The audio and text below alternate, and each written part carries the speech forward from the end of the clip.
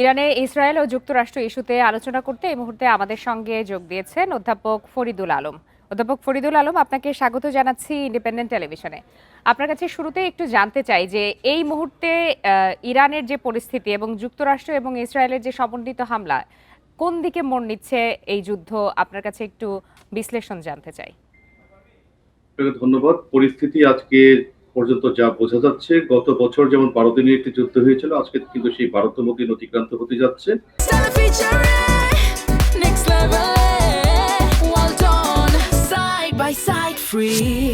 কিন্তু যুদ্ধটি এখনো চলছে। ইসরায়েল এবং যুক্তরাষ্ট্রের সমন্বিত হামলার বিপরীতেই ইরান কিন্তু একাই তার সর্বশক্তি দিয়ে এই দুটি পক্ষের সাথে যুদ্ধ করে যাচ্ছে এবং এই দুটি রাষ্ট্রের মধ্যে বিশেষ করে ইসরায়েলে তো সরাসরি ইরান অসংখ্য মিসাইল নিক্ষেপ করে হামলা করছে। পাশাপাশি যুক্তরাষ্ট্রে যেহেতু সরাসরি হামলার সুযোগ নেই, আরব দেশগুলোতে বিভিন্ন জায়গায় যেখানে যুক্তরাষ্ট্রের ঘাঁটিগুলো আছে, ঘাঁটিগুলোকে লক্ষ্য করে ইরান তার মিসাইলগুলো নিক্ষেপ করে যাচ্ছে। এবং এখন পর্যন্ত আপনার প্রশ্নের উত্তরে যেটি বলা যায় যে কোন পরিস্থিতির রূপ নিচ্ছে, পরিস্থিতি যেটি হচ্ছে আপনি জেনে থাকবেন, ইরানের বর্তমান প্রেসিডেন্ট মাসুদ পেজেশকিয়ান তিনি 3টি শর্তের কথা উল্লেখ করেছেন যে যুদ্ধটি যদি বন্ধ করতে হয় তাহলে 3টি শর্ত ইসরায়েল এবং মার্কিন যুক্তরাষ্ট্রকে মেনে চলতে হবে। কেননা এটি বোঝা যাচ্ছে ডোনাল্ড ট্রাম্প যুদ্ধটি বন্ধ করতে চাচ্ছেন, কেননা এখানে মার্কিন যুক্তরাষ্ট্রের দিক থেকে অনেকটা চাপ আছে যেটি খেয়াল করা যাচ্ছে। এবং আপনি এটিও জেনে থাকবেন নিশ্চয়ই যে মার্কিন কংগ্রেসে যে একটি ড্রাফট, একটি হিসাব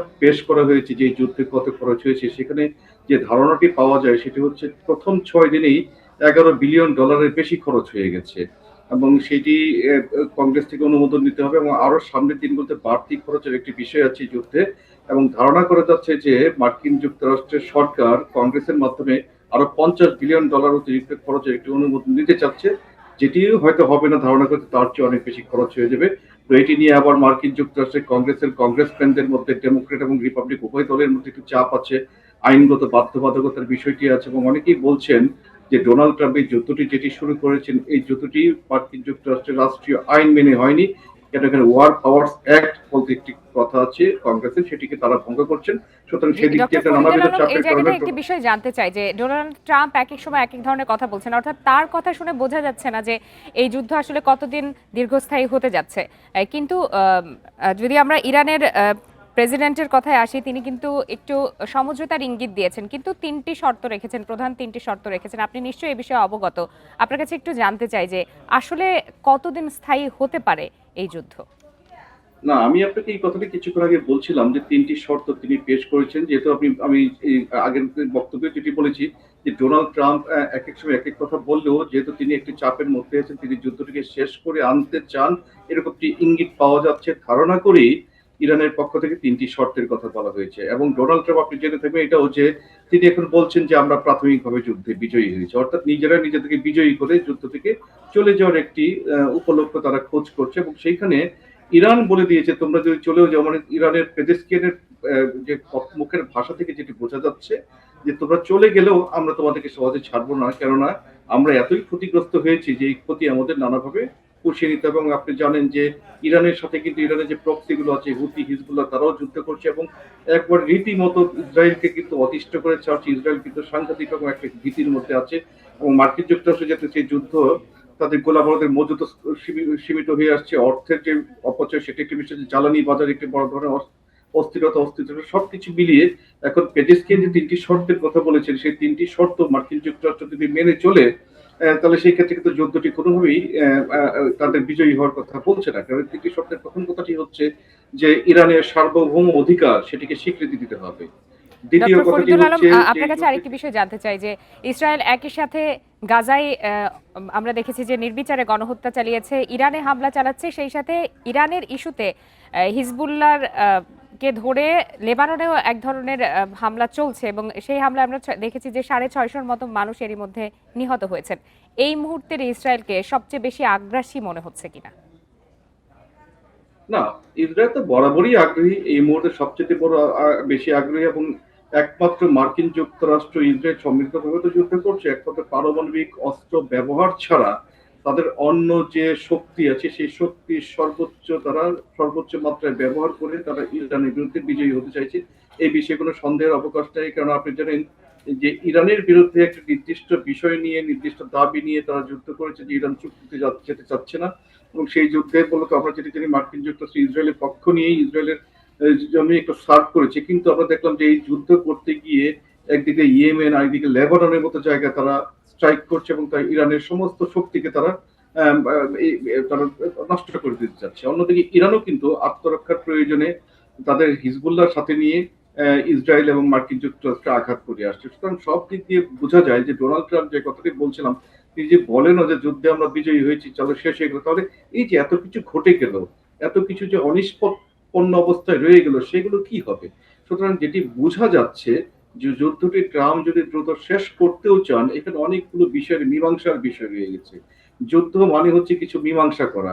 এই মীমাংসিত কিছু না হলে এই যুদ্ধ কিন্তু মিনিংলেস থেকে যায়। যুদ্ধ কখনোই ভালো কোনো বিষয় না, কিন্তু যে যুদ্ধটি যে কজ দিয়ে শুরু হয়েছিল, এই কজগুলো আনফিনিশড রেখে কিন্তু এই যুদ্ধটি শেষ করাও কিন্তু আমার কাছে মনে হচ্ছে খুব একটা যৌক্তিক কিছু হবে না। সুতরাং এদিক দিয়ে যুক্তরাষ্ট্র এবং ইসরায়েল শেষ করতে চাইলেও ইরানের দিক দিয়ে যেহেতু তারা একটা আদর্শিক খারাপ তারা পেন্টিং করে চলে, আলী খামেনির হত্যাকাণ্ড সহ ইরানের উপর যে ক্ষতি হয়েছে, এই সমস্ত কিছু, বিশেষ করে আলী খামেনির ছেলে বর্তমানে সর্বোচ্চ ধর্মীয় নেতা, তিনিও পিতার আদর্শের অনুসারী। সুতরাং তারাও কিন্তু একটা ধর্মীয় যে কজ দিয়ে তারা যে যুদ্ধ করছে, যে আদর্শিক ভাবে যে তারা যে ইরান এবং ইসরায়েল বিরুদ্ধে যেভাবে রুখে দাঁড়িয়েছে, তারা সত্যি করতে বিজয়ী এবং ভবিষ্যতে ইরানের উপর কোনো ধরনের আক্রমণ আসবে না। এবং যে তিনটি সত্যের মধ্যে আরেকটি হচ্ছে, দ্বিতীয়টি যেটি হচ্ছে ক্ষতিপূরণ দিতে হবে, এবং ভবিষ্যতে আর কোনো আক্রমণ হবে না। সার্বভৌম সত্তা, তাদেরকে মর্যাদা, এই জি, বিষয়গুলো ডক্টর ফরিদুল আলম, আপনি তারা কিছুক্ষণ আগে নিষ্পন্ন করতে বলছিলেন চাইছে। যে ইরান আত্মরক্ষার্থে হিজবুল্লাহকে সাথে নিয়ে আক্রমণ চালাচ্ছে। সেক্ষেত্রে উপসাগরীয় অঞ্চলেও তো ইরান আত্মরক্ষার্থে হামলা চালাচ্ছে, যার বৈধতা নিয়ে কিন্তু এরই মধ্যে প্রশ্ন উঠেছে। এবং আক্ষরিক অর্থে উপসাগরীয় দেশগুলো থেকে, মুসলিম দেশ হওয়া সত্ত্বেও কিন্তু ইরান কিন্তু তাদের পক্ষ থেকে কোনো ধরনের সমর্থন এখন পর্যন্ত পাচ্ছে না। সেক্ষেত্রে এই অঞ্চলে কি ধরনের বিভক্তি বা কি ধরনের সম্পর্ক চালু হতে পারে এই রাষ্ট্রগুলোর মধ্যে?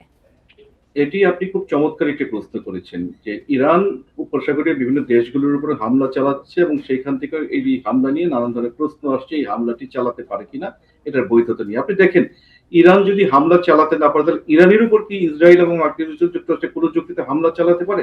কেন, ইরানেরও তো একটি সার্বভৌম মর্যাদা রয়েছে। জাতিসংঘ সনদের আপনার 2-1, 2, 3, 4 এই অনুচ্ছেদ উপনুচ্ছেদ গুলো কিন্তু প্রত্যেকটি রাষ্ট্রের সার্বভৌম সমতার কথা মনে করিয়ে দিচ্ছে। অন্যদিকে আপনি ইরানের কথা বললেন, যে ইরান যে হামলা চালাচ্ছে উপসাগরের দেশগুলোতে, সেটির বৈধতা কি? সেটির বৈধতা নিয়ে অনেক ধরনের ইন্টারপ্রিটেশন আছে। কিন্তু আমি যদি আপনাকে আর্টিকেল 53 বলি, আর্টিকেল 53 তে যেটি বলা আছে যে যে কোনো দেশে যদি হামলা পরিচালনা করতে হয় যে কোনো কজ দিয়ে, সেটিকে অবশ্যই আন্তর্জাতিক শান্তি এবং নিরাপত্তার সাথে সংশ্লিষ্ট হতে হবে, এবং নিরাপত্তা পরিষদের অনুমতি ছাড়া কোনো ধরনের হামলা পরিচালনা করা যাবে না। এই জায়গাটা ইসরায়েল এবং যুক্তরাষ্ট্র কিন্তু নিরাপত্তা পরিষদের এই যে দায়টাকে ভঙ্গ করেছে। এবং আর্টিকেল 51 মানে 51 অনুচ্ছেদ যেটি বলেছে যে কোন রাষ্ট্র যদি অপর কোন রাষ্ট্র দ্বারা আক্রমণ বা হামলার শিকার হয়, তাহলে নিরাপত্তা পরিষদের পক্ষ থেকে মানে কোনো ধরনের পরবর্তী পদক্ষেপ না নেওয়া পর্যন্ত তার আত্মরক্ষার অধিকারটি বলবৎ থাকবে। তাহলে কি দাঁড়ালো? তাহলে এটি দাঁড়ালো যে ইরান হামলার শিকার হয়েছে, এবং তার আত্মরক্ষার্থে যে হামলাগুলি সে পাল্টা হামলা করছে, এটি একটি বৈধ হিসেবে তাদের জন্য এটি কিন্তু রয়ে গেল। জি, সুতরাং ডক্টর এই বিষয়গুলো ফরিদুল আলম, আপনার কাছে একটু জানতে চাই, এই যুদ্ধের যে বৈশ্বিক প্রভাব তা কিন্তু এরই মধ্যে পড়েছে এবং বিভিন্ন খাতে পড়েছে, যার মধ্যে অন্যতম হলো জ্বালানি তেল। সেক্ষেত্রে এই যুদ্ধ যদি দীর্ঘায়িত হয়, কি কি ধরনের প্রভাব পড়তে পারে? বিশেষ করে বাংলাদেশ আসলে কতটা ভুক্তভোগী হতে পারে? না, প্রভাব তো অনেক পড়তে পারে। আপনি দেখেন যে শুধু জ্বালানি তেল না, পুরো সাপ্লাই চেইনটা আপনার ভেঙে যাওয়ার মতো একটা দশা হয়ে যাচ্ছে। গত 10-12 বা দিন বা 2 সপ্তাহ সময়ের কাছাকাছি সময়ের মধ্যে সারা বিশ্বে আপনি দেখেন জ্বালানি তেলের দাম $100 ছাড়িয়ে, যদিও কিছুটা নিচে নেমেছে, ধারণা করা যাচ্ছে $150 মতো হয়ে যেতে পারে। যেটি যদি এরকম হয়, তাহলে 2008 সালের পরে সর্বোচ্চ হবে। 2008 সালে একবার 100 বোধহয় $45 মতো ছাড়িয়েছিল জ্বালানি তেলের দাম। এখন এটি প্রভাব কি পড়তে পারে, এটি যদি আপনার প্রশ্নের উত্তরে আসি, জ্বালানি তেলের সাথে সারা বিশ্বের যে আমরা যেটি দেখি, সারা বিশ্বের উৎপাদন ব্যবস্থায় নির্ভরশীল। পাশাপাশি খাদ্যশস্য আমদানি রপ্তানি যে বিষয়গুলো আছে, সেগুলো বাধাগ্রস্ত হবে। তেলের সাথে গ্যাস আছে একদিক দিয়ে। আপনি হরমুজ প্রণালীটি ইরান কার্যত বন্ধ করে রেখেছে। সুতরাং এদিকে যদিও তারা আমরা যদি সম্প্রতি জানতে পেরেছি, আপনি বাংলাদেশের কথা বলেন, বাংলাদেশ সরকারের পক্ষ থেকে ইরানি সরকারের সাথে যোগাযোগ করার পরে ইরানি সরকার বলেছে যে হরমুজ প্রণালী অতিক্রম করার কাছাকাছি সময় যদি বাংলাদেশে কোনো জাহাজের পক্ষ থেকে ইরানি কর্তৃপক্ষকে জানানো হয়, তাহলে বাংলাদেশের জাহাজকে নিরাপদে নির্বিঘ্নে তারা হরমুজ প্রণালী পার হতে তারা সহায়তা করবে, এটি কিন্তু বড় দিক। সুতরাং এই ধারাবাহিকতা যদি বজায় থাকে তাহলে আমাদের তেলের বাজারে